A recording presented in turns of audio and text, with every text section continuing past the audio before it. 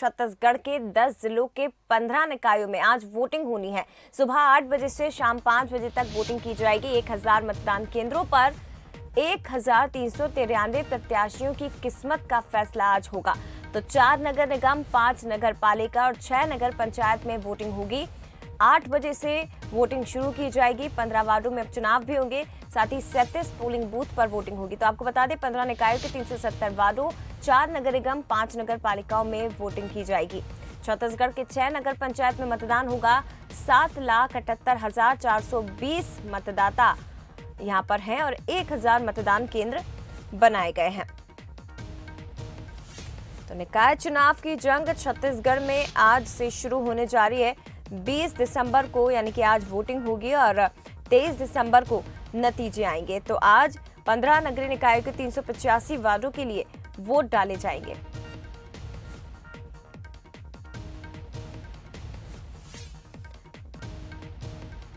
तो 1393 प्रत्याशियों की किस्मत आज दांव पर लगी हुई है।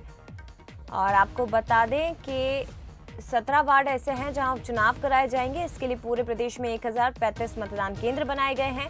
मतदाता की पहचान के लिए वोटर आईडी के साथ 18 तरह के दस्तावेजों को पहचान के प्रमाण के रूप में मान्य किया गया है। करीब 8 लाख से ज्यादा मतदान इन चुनावों में डाले जाएंगे, वोट डाले जाएंगे।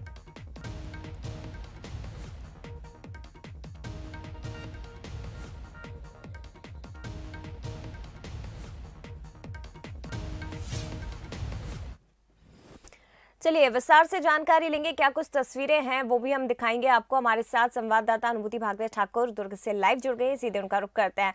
अनुभूति, दुर्ग की अगर बात की जाए तो यहाँ पर मुख्यमंत्री भूपेश बघेल खुद मैदान में उतरे थे, चुनावी कमान उनके हाथ में थी और आज भाग्य का फैसला इन प्रत्याशियों की होगा। 8 बजे तकरीबन वोटिंग शुरू की जाएगी। क्या कुछ तस्वीरें और ये भी जानकारी दीजिएगा कि कोविड का किस तरह से पालन होगा और नियमों को ध्यान में रखते हुए से किस तरह से वोटिंग आज की जाएगी।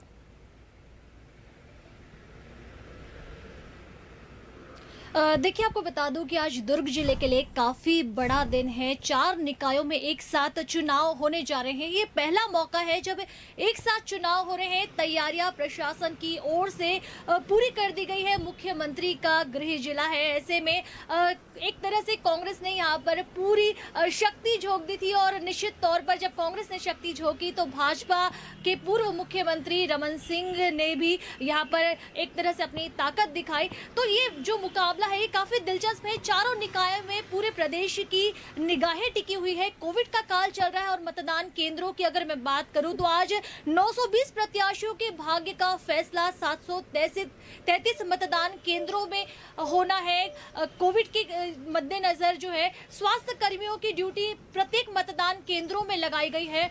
2-2 स्वास्थ्य कर्मी तैनात होंगे। साथ ही साथ प्रोटोकॉल का पालन हो, इसको गंभीरता से लिया गया है। सैनिटाइजर और मास्क का अनिवार्य रूप से इस्तेमाल किए जाए, इसको ध्यान देने की बात प्रशासन की ओर से कही गई है। इसके साथ ही साथ जो कोविड से संक्रमित पेशेंट है वो कहीं भी मतदान से वंचित न रह जाए, इसके लिए उनके लिए भी विशेष व्यवस्था की गई है। पीपी किट पहन के वे भी इस बार मतदान कर सकेंगे।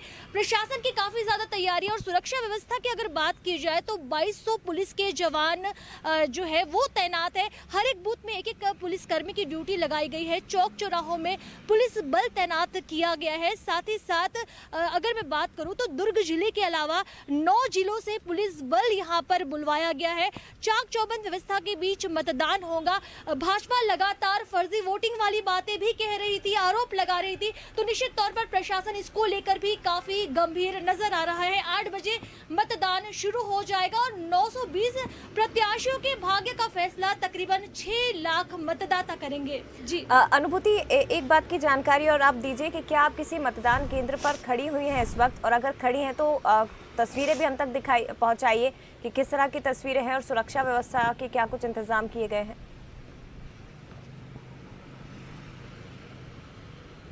देखिए, मैं आपको बता दूं कि तकनीकी कारणों से फिलहाल मतदान स्थल तक की तस्वीरें मैं आपको नहीं दिखा पा रही हूँ, लेकिन कुछ ही देर में आपको मतदान केंद्र की तस्वीरें भी मैं ज़रूर दिखाऊंगी।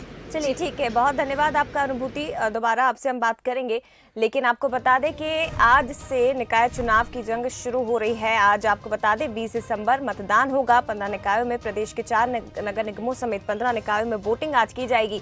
कुछ ही समय शेष बचा हुआ है।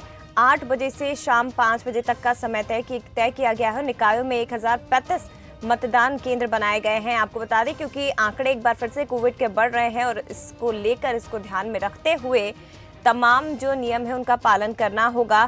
साथ ही पहली बार ऐसा है कि सभी मतदान केंद्रों पर स्वास्थ्य कर्मियों की भी ड्यूटी लगाई गई है, सैनिटाइजर की व्यवस्था भी की गई है।